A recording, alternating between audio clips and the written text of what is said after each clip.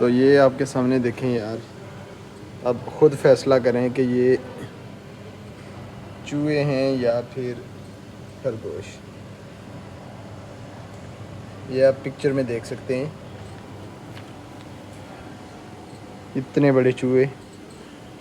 ये खरगोश हैं। और यह